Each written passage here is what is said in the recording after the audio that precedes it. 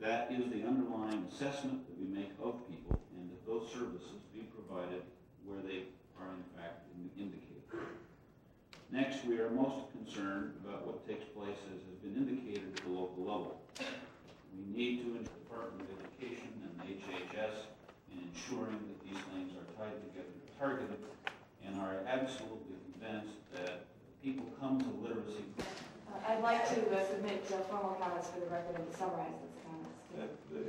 This will be true for all witnesses. We'll be happy to enter your statements. Thank you.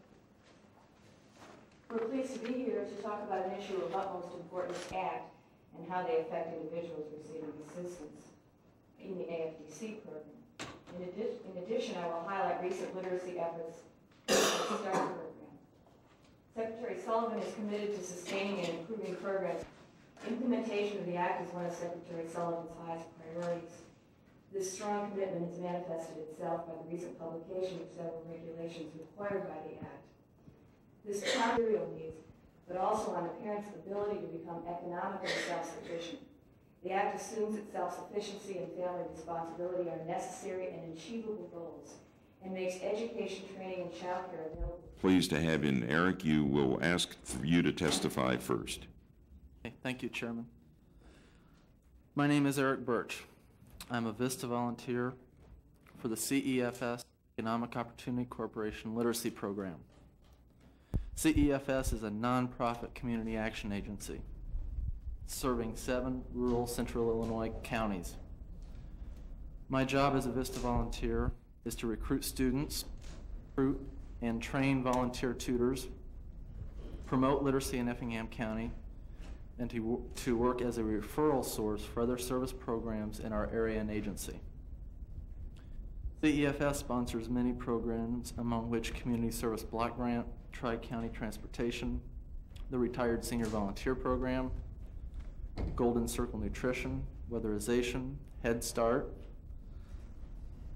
Chore Housekeeping, Job Training Partnership Act, and Illinois Home Energy Assistance, as well as literacy. Specifically, though, the literacy program that we offer includes many services. We provide one-on-one tutoring, provide an IBM PALS Computer Literacy Center, we provide an English as a Second Language program, workplace literacy, family literacy, and we also serviced the Vandalia Correctional Center in an inmate tutoring inmate situation. Attempt to do all this in CEFS's 7 counties. Coming out of college, I found it hard to comprehend that anyone could go through life without knowing how to read. I soon learned the cold, hard fact about the problem of illiteracy in the United States through my work. The most glaring characteristic of a non or low reader is a basic lack of self-esteem. The phrase, "I can't," is common. Upon entering our program, the student's evolution of self-confidence begins. The phrase that dominates becomes, "I'll try." At some point in the person's learning how to read and write, they start to say, "I can."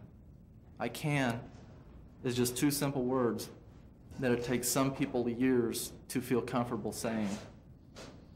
It is times like that that makes being a literacy provider worth everything. Knowing that we made a difference in someone's life is important.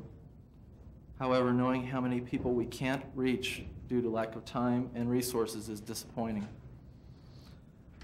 I see the tremendous efforts being put forth to educate the reading public about the problem of illiteracy, and I hope that will continue. But what else can be done?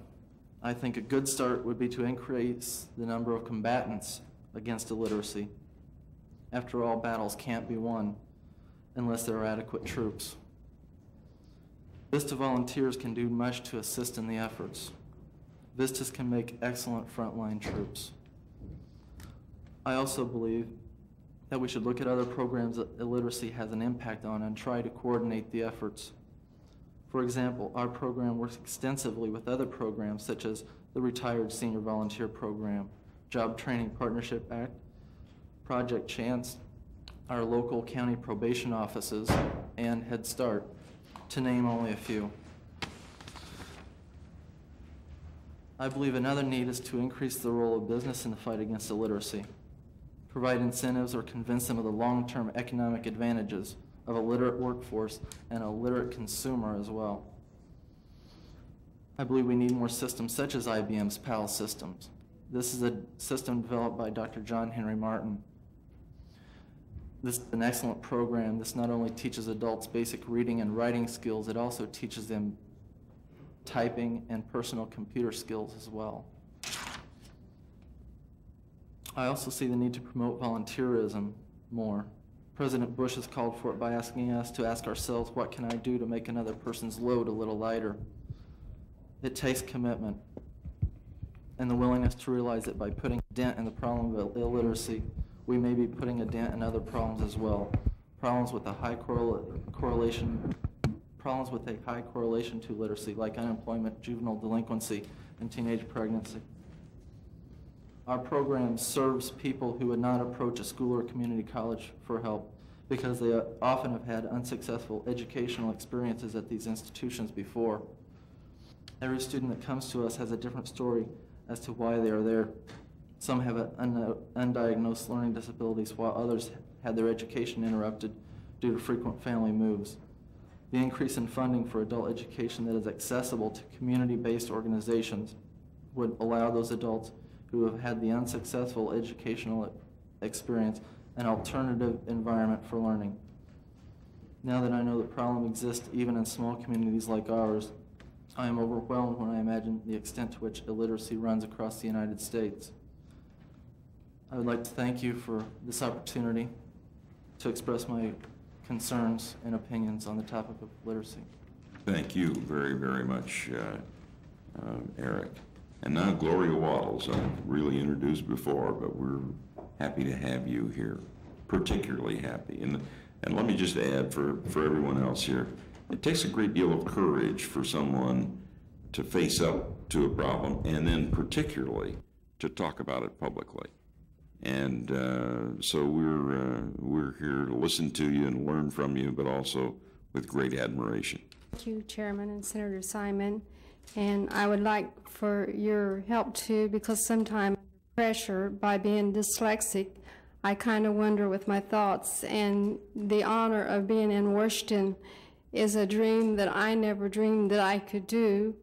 I never dreamed I could read, let alone to come to a place which I've only seen on TV. I use one of the scriptures that I heard, that I only heard and couldn't read, that meant so much to me at this time.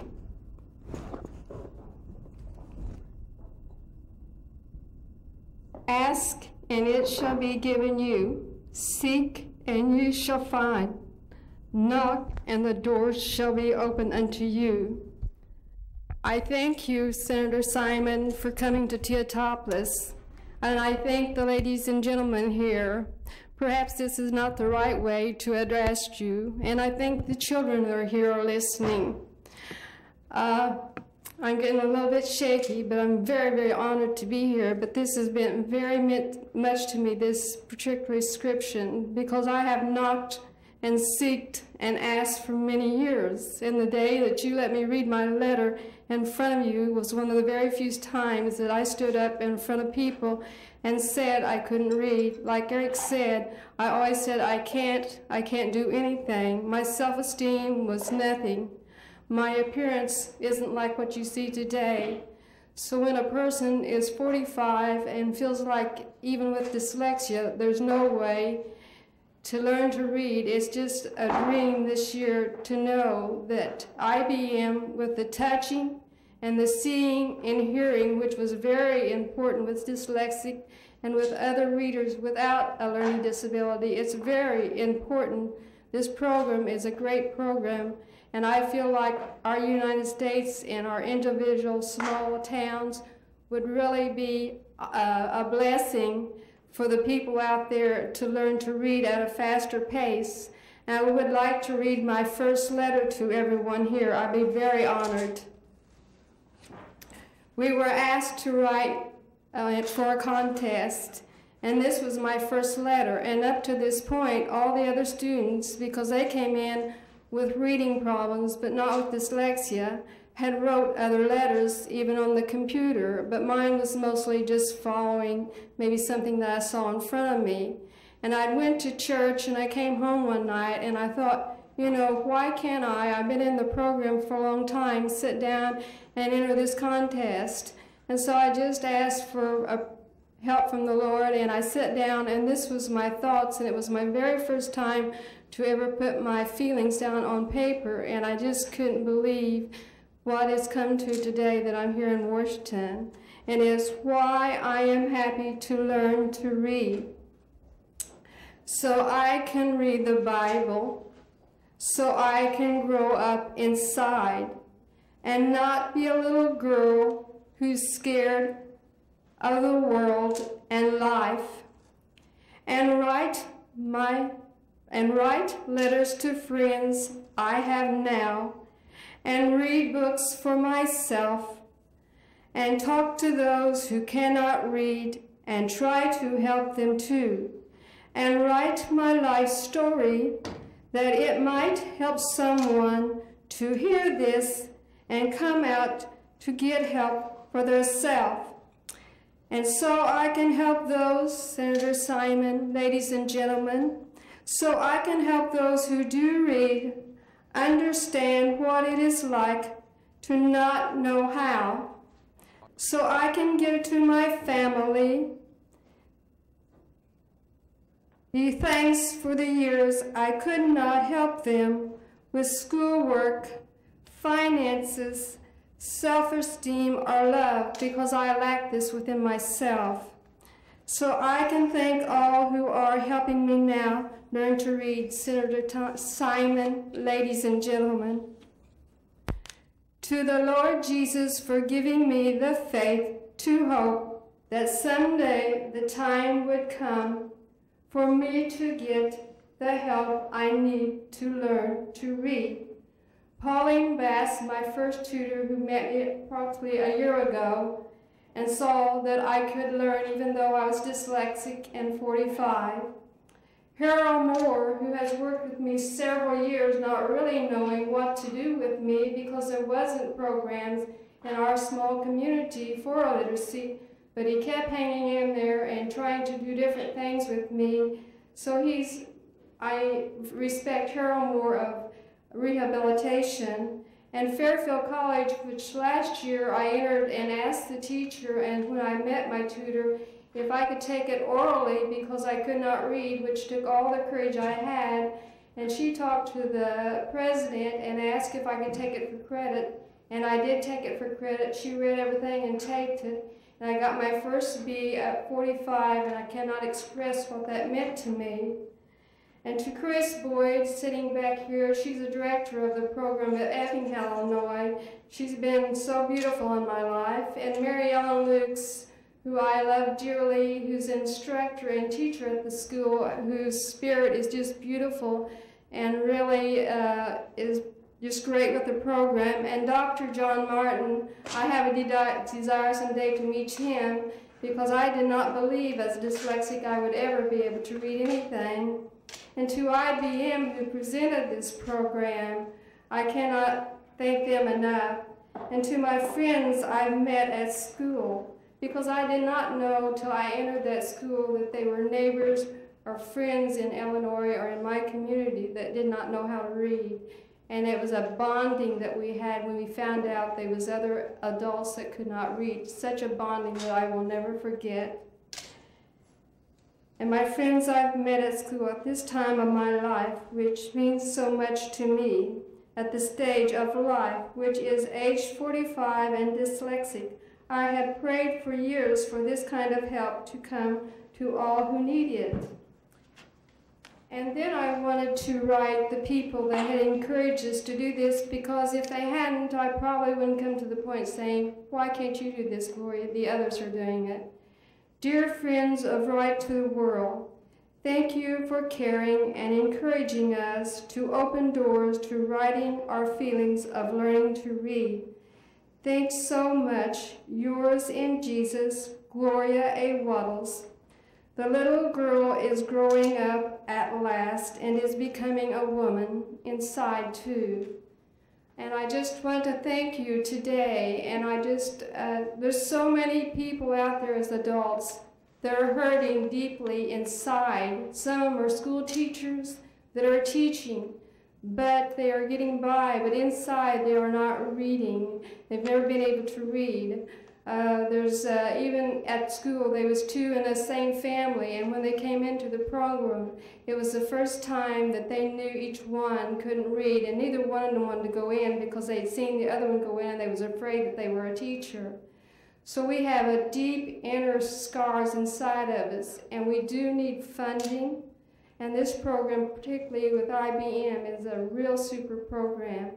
And Senator Simon, I'm a little bit trembly and scared, so if you want to ask some questions or tell me go on, you know, go ahead. You're doing very, very well, let me tell you.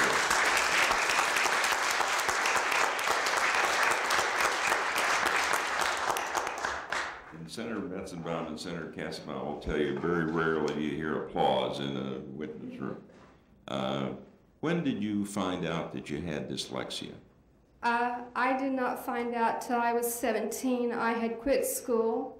My sophomore year, I didn't get up to go to school. My father came in and said, "It's time to get up," and I wouldn't, and he said, "Well, I'm going to whip you if you don't." And so I got up and started crying, and I said, forgive me if I get emotional, I said, I just can't go back. I said, I've went all these years, and there's so much pain within inside of me because I was very shy. I just could not go back and face my peers and know that I couldn't read and hide out at time of break and everything because I didn't want to talk to anybody. And my father, we have a family of 8. It was very hard for him to raise us. Tears came to his eyes, and he went into the other room, and I heard him discussing with my mother. You know, he didn't realize that I even had the problem. I hid it from him. And the reason why he understood was because his father died when he was in 3rd grade, and he had to quit school. So he taught himself from there on how to read, but he wasn't a good reader. So he really understood what it was like not to be a good reader. And from then on, you know, he always was supportive, but I had hid it from him too. Senator Kassenbaum. I did not know till I was 17. It's kind of like somebody that has an illness all those years, and my self-esteem and my feelings about myself, I just couldn't understand, you know, why are everybody else learning? Why does the letters and everything, you know? Paul Simon and staff, and I want to add ladies and gentlemen here who are here today.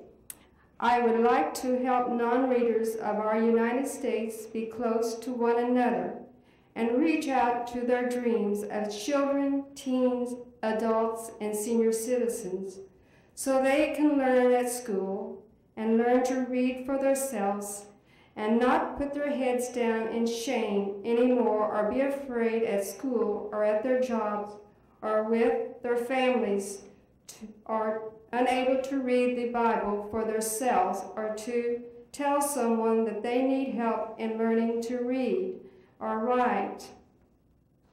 So I can tell them, I'm losing my thoughts. As the President Bush said, there is a new breeze blowing. This book, the pages are going back and forth. The page will stop and a new story will be written down. We want to be able to write our feelings down and be able to read them. The breeze is blowing and the doors are opening because you care about us, Senator Paul Simon, ladies and gentlemen. And again, I just said thank you. Love in Jesus, Gloria Wattles. Thank you for opening doors for me today and all those others out there that do not know yet there's a literacy program, because I did not. Just by an accident, a girl that I asked what she was going to do was taking this child psychology class, and it happened the lady turned out to be a tutor. I did not know that Effingham had a literacy program. So we need more people like me, other students coming out and telling their stories locally and statewide So someone that's out there that perhaps turns to the TV will know that there's help out there. Again, I thank you for opening doors for us who cannot read. Thank you. We thank you. Senator Metzger. Chairman Simon, first I want to thank you. Excuse me, go ahead. Eric, yes, tell us how you teach something. Thank you, Mr. Chairman. We thank both of you, and it has been, you use the word moving, it has been moving. It's great to have you both here. Thank you very, very much. Senator Simon, is our time up now? If you have something else you want to say, you go ahead and say it. I just got one thing. As I was sitting down one evening, and the psychology lady, which turned out to be my tutor, I don't know if you can see the scribbles. I have a 4-year-old son, and my first reaction was, you know, John, go somewhere else. Mommy's trying to write. And then I thought about what she says, you know, you're an example. So he was scribbling, and he was writing all these things to my husband and to my other son. And then probably this page here was probably to me. But I was never able to capture my son's feelings or pick him up and read a book to him. And so I sat down and I thought, well, I'm going to try to write John's feelings down in my own way. And some of the letters are missing and everything, but I'd like to read it to you because there's parents out there whose heart are breaking because they can't do this. This letter is for you, Mommy, not for anyone else. Mommy, I love you because you go to Sunday school. Go to school and learn to read. I like you going to painting class. Mommy, I love you, John Eric. And to be able to write that down, you know, even in my own way, it's not spelt right, I cannot tell you what it meant. And there's people out there, men and women, their hearts are breaking because they can't take their little child up on their lap and read a storybook, or they can't put down a precious thought like that. I just wanted to share that with you. You're marvelous. Thank you both very, very much. And our final panel